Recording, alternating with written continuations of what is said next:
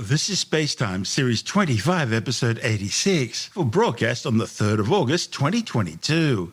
Coming up on SpaceTime, the Russians threaten to leave the International Space Station, the launch of the ExoMars mission to the Red Planet delayed to 2028, and records continue to tumble for SpaceX and its Falcon 9 rocket. All that and more coming up on SpaceTime. Welcome to SpaceTime with Stuart Gary.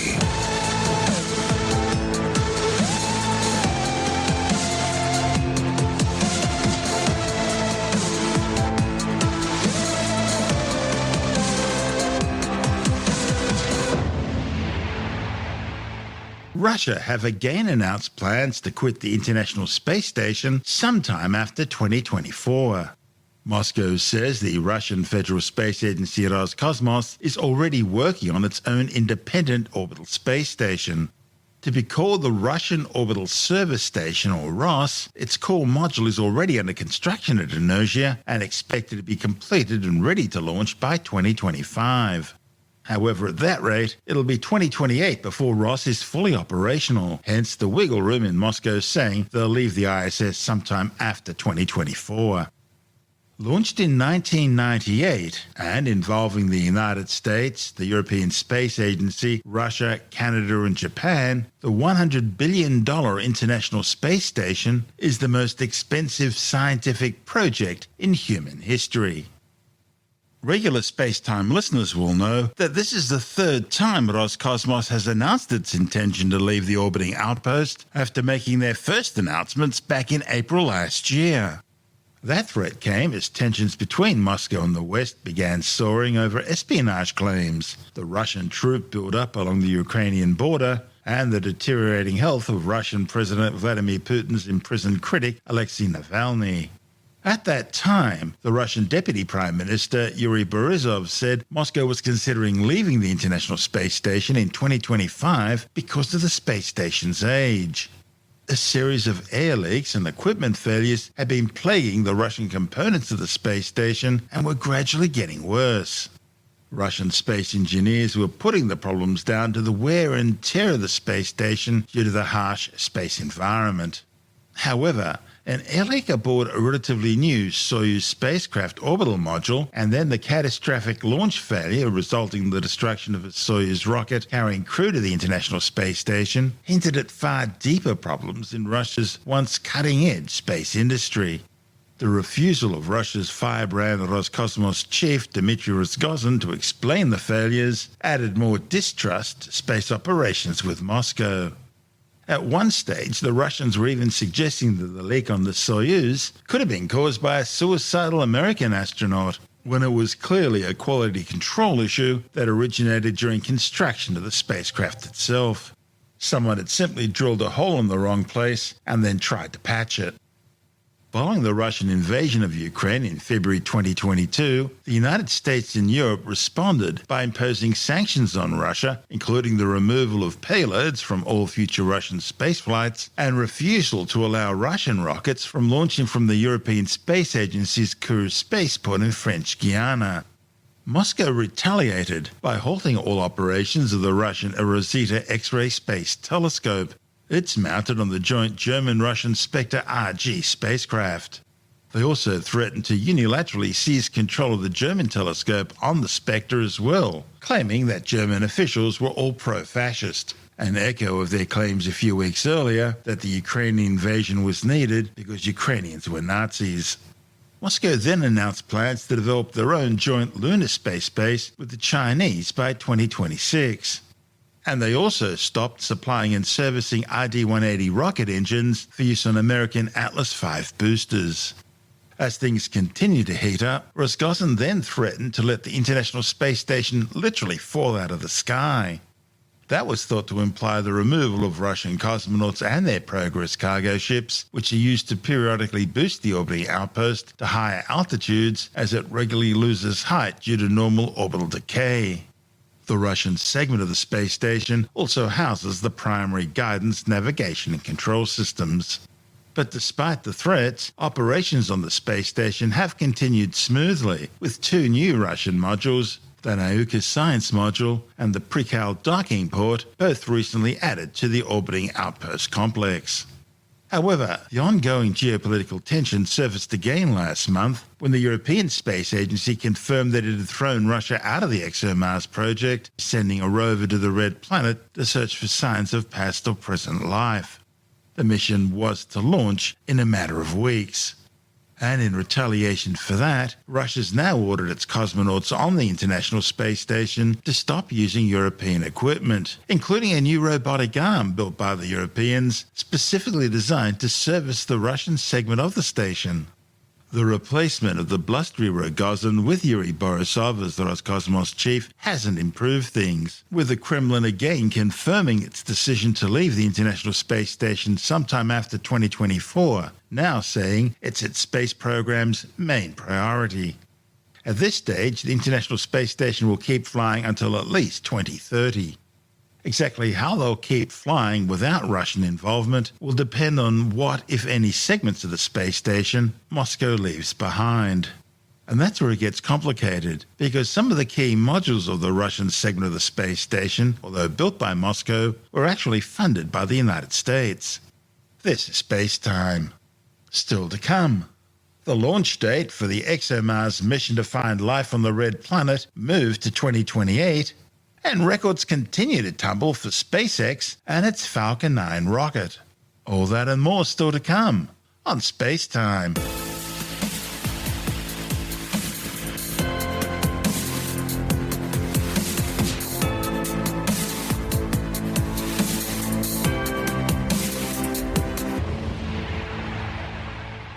The European Space Agency's ExoMars mission to search for signs of past or present life on the Red Planet, which was supposed to launch in a few weeks' time, has been scrubbed for now and is now not likely to fly before 2028, 10 years after it was first meant to launch.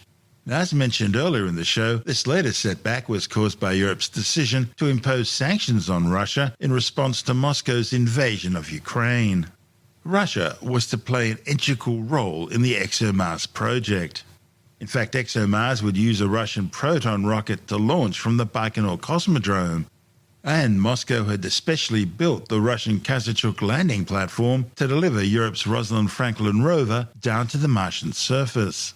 The decision to ban Moscow from the project means a different launch vehicle will now be needed, and a new landing platform will need to be built from scratch.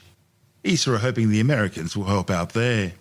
Ironically, NASA was ESA's original partner in the ExoMars program, but the American agency was forced to withdraw in 2012 following budget cuts by the Obama administration. ExoMars is actually a two-part program. The first part, launched in 2016, placed the Trace Gas Orbiter into Mars orbit and released the Schiaparelli lander, which would descend down to the surface and explore the Meridiani Planum. The orbiter successfully achieved Mars orbit insertion, and it continues today to provide science data about the chemical composition of the upper Martian atmosphere and its interaction with space. The lander was meant to descend down to the surface during Mars's dust storm season, which would have provided a unique opportunity to study a dust-laden atmosphere during entry and descent and to conduct surface measurements associated with a dust-rich environment. However, as the lander descended, it suddenly went silent.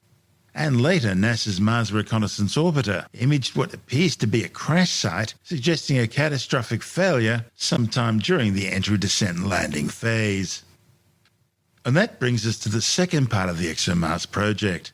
It was originally designed to launch in 2018, 2 years after the first part, but was delayed by financial issues and rescheduling to 2020.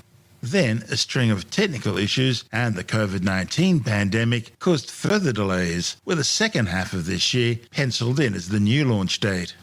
That was until the Russian invasion of Ukraine and the imposition of sanctions against Moscow in response. When it does finally launch, the key component of the second mission will be the six-wheeled Rosalind Franklin rover, which will search for evidence of past or present life on the Martian surface, and importantly, below the surface. You see, the 310-kilogram rover carries a massive 2-metre drill, which can go far deeper into the red planet's soil than the drills on either NASA's Curiosity or Perseverance rovers. and that allows it to collect samples from much deeper down, to places where any samples of past or present life on Mars are far more likely to survive the bombardment of radiation and cosmic rays from space. However, in order for the project to work, scientists need to ensure that anything they do find on Mars is in fact Martian, and not some contamination actually brought to Mars from Earth. And so, as construction of the rover advances, extra stringent precautions are taken to ensure every step along the way is contamination-free. Every screw, every structural beam, every silicon chip needs to be kept sterile. This has meant construction of the rover needs to be undertaken in one of the cleanest places on Earth. And that's where the clean room comes in. It's among the cleanest places on the planet, much cleaner than any standard hospital operating theatre, thanks to filtered air, application of rigorous cleanliness procedures, and workers who remain fully shrouded in bunny suits. The Rosalind Franklin rovers spent 18 months being put together at Stevenage in the UK before departing for Airbus's plant in Toulouse, France, where environmental testing was undertaken to confirm it's ready for the harsh environmental conditions of Mars. This report from ESA TV's Nadija Vicenti. Welcome to Stevenage in the United Kingdom. This is the location where Airbus have been building spacecraft for over 50 years. Now they have another crucial project in their hands. The ExoMars rover, also called Rosalind Franklin, is getting its pieces together in a specially designed clean room. Let's have a look at what they are doing.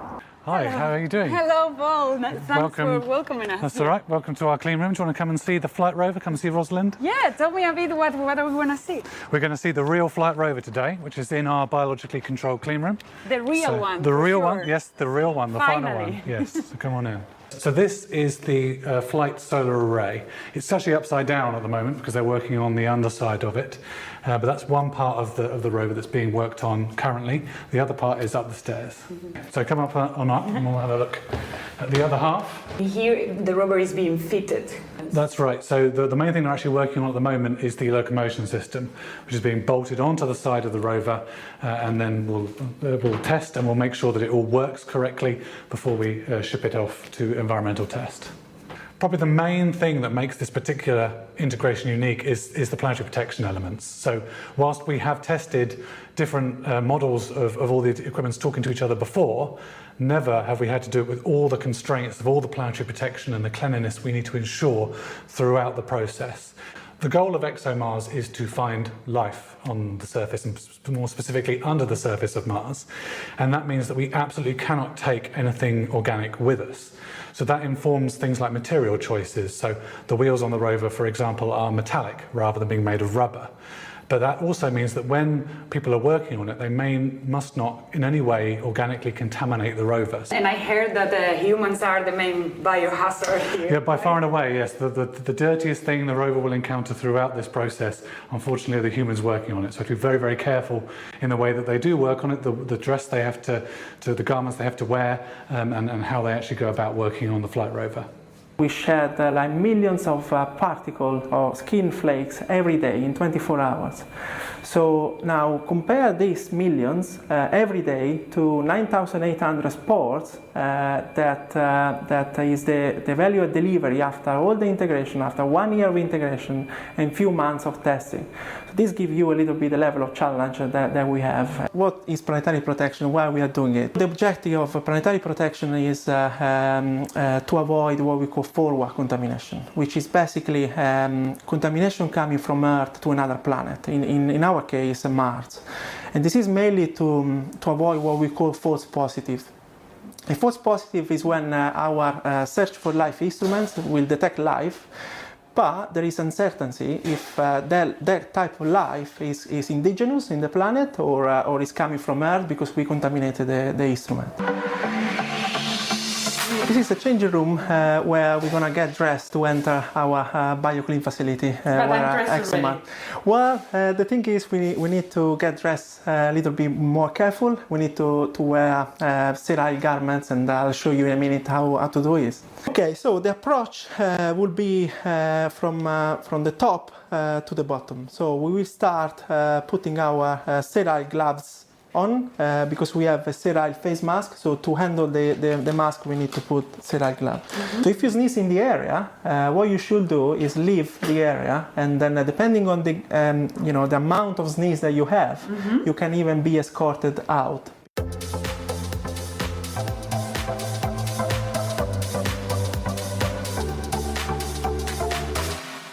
We have been told about all the challenges of keeping the rover clean to go to Mars, but what are the challenges of the environment over there once it landed? One of the big things about Mars is that it's very, very cold there, but also that the temperature fluctuates quite dramatically day to night. So you've got to survive in this very cold environment. All of your batteries, all of your computers have to keep going even though the temperature is very low. I spent 5 years leading the design team for the structure of the rover, so including the bathtub. And the bathtub is really quite a bespoke and unusual piece of equipment. So it provides a lot of structural functions, but also things like thermal insulation. It's got to be biocontaining, so it's got to stop any contaminants inside the rover from getting to the outside and to the Martian environment. But also it's going to be one of the first carbon fiber structures on Mars. What is this little thing here next to the drill?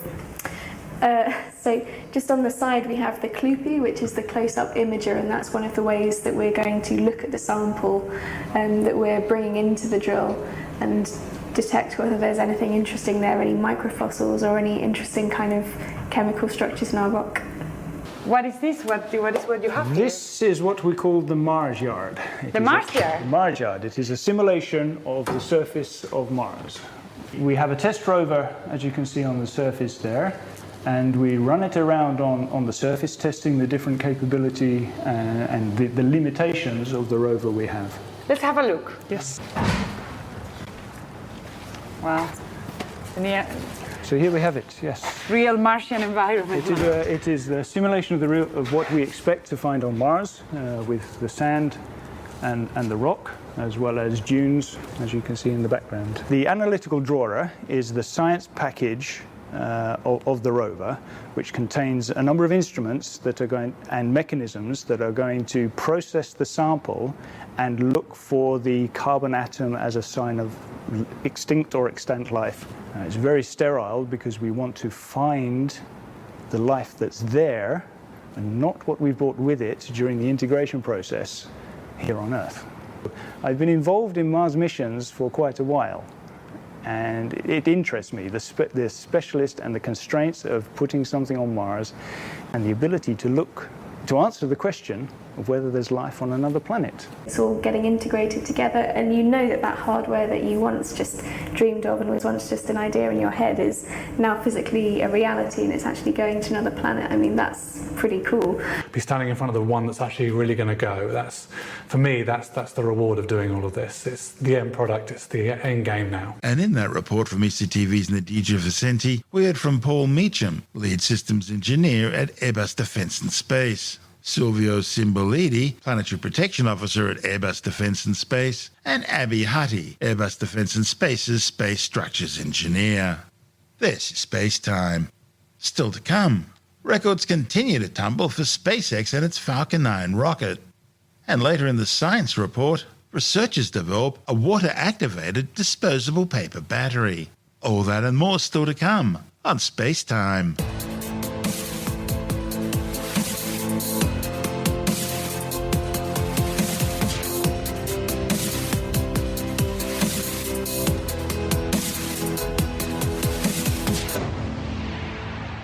SpaceX has set a new launch record with its latest Starlink satellite mission. The mission from Space Launch Complex 39A at the Kennedy Space Center in Florida was the company's 33rd launch this year and the 6th in 1 month. The flight aboard a Falcon 9 rocket successfully deployed all 53 of the 260-kilogram broadband satellites into orbit. The rocket's core stage then successfully returned to Earth, landing 9 minutes after launch on the drone ship a shortfall of gravitas, which had been pre-positioned downrange in the North Atlantic Ocean. The launch came just days after another Falcon 9 Starlink mission carried 46 satellites into orbit from Space Launch Complex 4 East at the Vandenberg Space Force Base in California.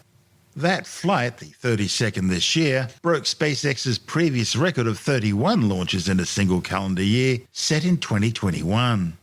The launch vehicle's first stage then returned safely to Earth, landing on the drone ship Of Course I Still Love You, which had been pre-positioned downrange in the North Pacific Ocean. The mission had been delayed by several days because of poor weather conditions after the original launch was aborted with just seconds to go because of heavy fog. The mission was also SpaceX's second Starlink launch from Vandenberg in less than 12 days. SpaceX have now launched some 2,858 Starlink satellites, with plans to eventually have a constellation containing over 30,000 of the spacecraft. This is SpaceTime.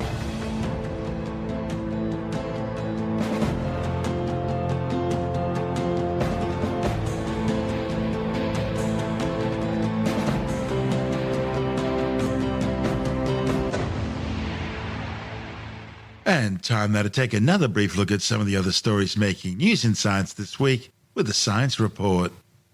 A new study has found that plastic pollution is stimulating bacterial growth in freshwater lakes.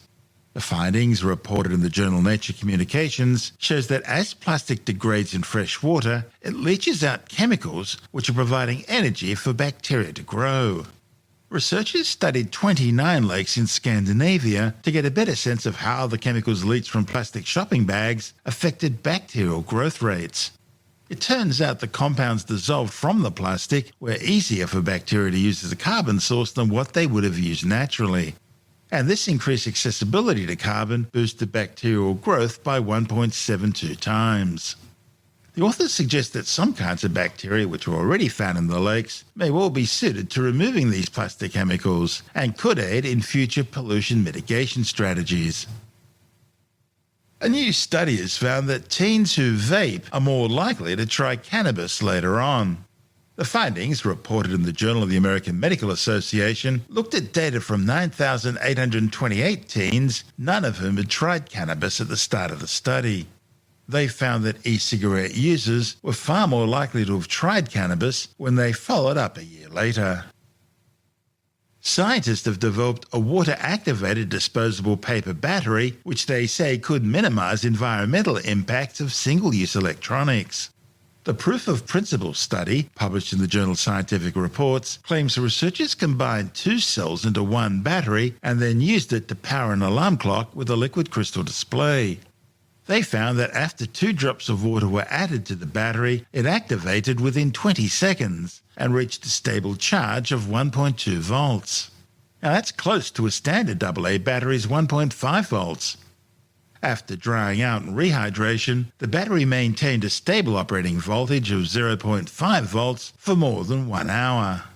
The engineers say their battery could be used to power a whole range of single-use low-power disposable electronic devices, such as single-use labels for tracking objects, environmental sensors, and medical diagnostic devices, while at the same time minimizing their environmental impact.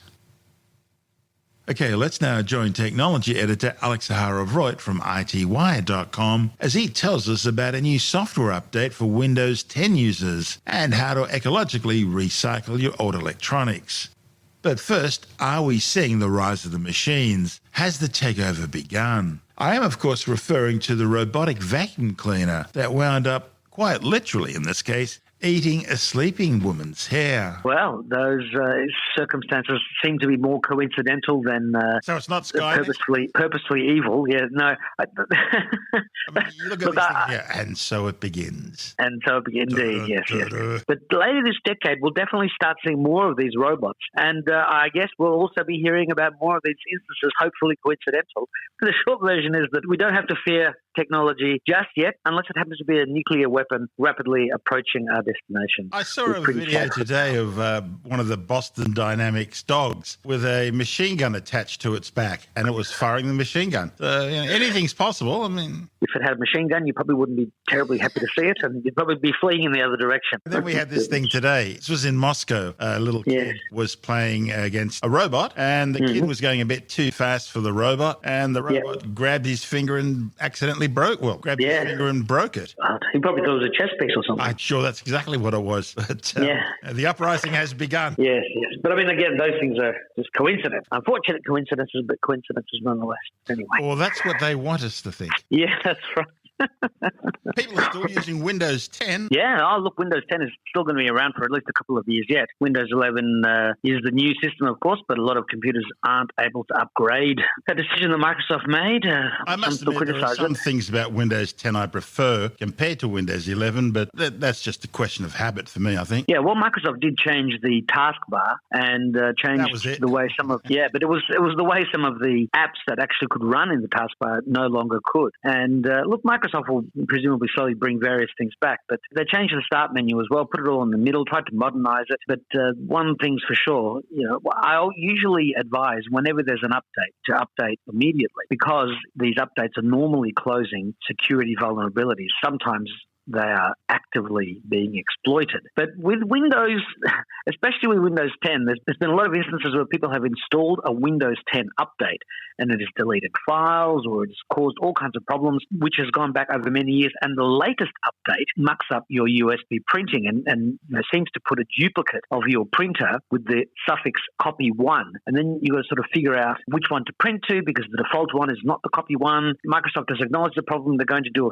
have a fix. But the short version is that you need to go into the settings and go into devices and printers and see if you can activate the copy 1 and do a test print on that. If that one works, well, you use that one. And there's other ways you can change the printer properties of your default printer and change the port to the port that the copy 1 is using. I mean, it's all a bit of a nightmare. There's also advice, uninstall the driver and reinstall it. But really, Microsoft needs to get the fix out ASAP so that people don't have to stuff around to try and do something as simple and as basic as printing to your printer. Tell me about Mobile Muster. Yeah, this is an Australian program supported by the phone companies, which has for many years recycled phones, been able to recover a lot of the precious metals, the rare earth metals and other, gold and silver and other things they use in mobile phones. Now, only tiny amounts, but if they can reuse those, I think the Apple iPhone currently is the only phone, or one of the only phones anyway, but Apple announced it recently that they're using 100% recycled gold on their motherboards. So this is something that is environmentally friendly, and the Mobile Muster program has been around for many, many years, over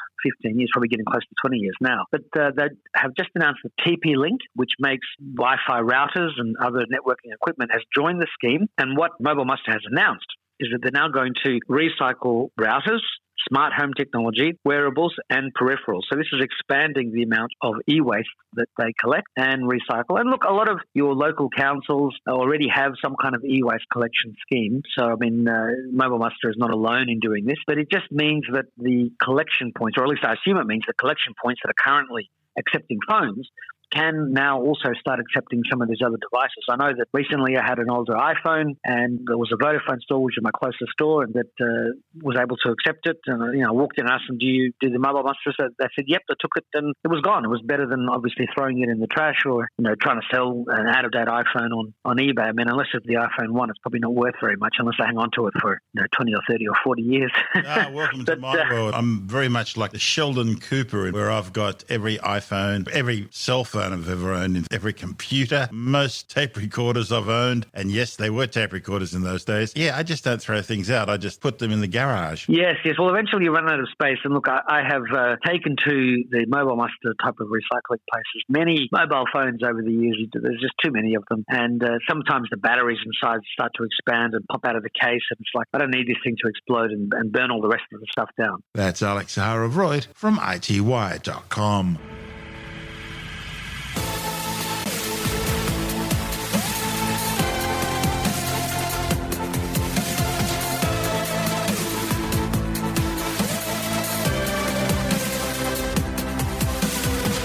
That's the show for now.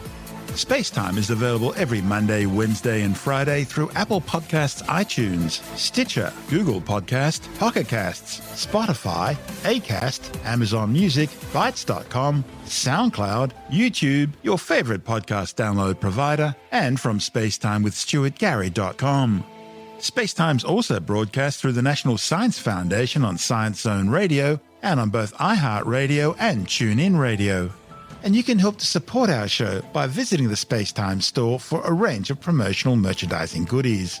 or by becoming a SpaceTime patron, which gives you access to triple-episode commercial-free versions of the show, as well as lots of bonus audio content which doesn't go to air, access to our exclusive Facebook group, and other rewards. Just go to spacetimewithstuartgary.com for full details. And if you want more SpaceTime, please check out our blog, where you'll find all the stuff we couldn't fit in the show, as well as heaps of images, news stories, loads of videos, and things on the web I find interesting or amusing. Just go to spacetimewithstuartgary.tumblr.com. That's all one word, and that's Tumblr without the E. You can also follow us through @StuartGary on Twitter, @SpaceTimeWithStuartGary on Instagram, through our SpaceTime YouTube channel, and on Facebook, just go to facebook.com/SpaceTime with Stuart Gary. And SpaceTime is brought to you in collaboration with Australian Sky and Telescope magazine, your window on the universe. You've been listening to SpaceTime with Stuart Gary. This has been another quality podcast production from Bytes.com.